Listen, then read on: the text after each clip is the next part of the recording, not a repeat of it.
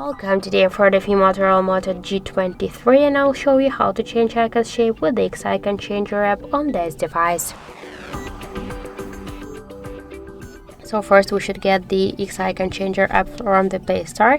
That's why in the search we'll enter X icon changer. Now we should get this application. That's why tap to install and wait a couple of seconds while this application will download and then installing on your device. So now we should open the app, click allow, and then you'll see here all of the available applications which icons you can change.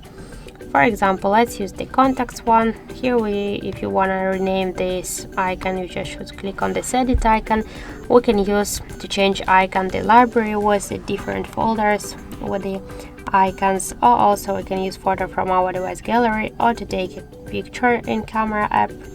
Or let's use one from these available icons. For example, this one. Tap on the right upper corner to OK. We should skip the videos. Click here add to home screen and go to desktop or change next icon by the same way. So now let's check and we can see the new contacts icon on our home screen. So that's it. Thank you for watching, and if you find this video helpful, don't forget to leave a like, comment and to subscribe our channel.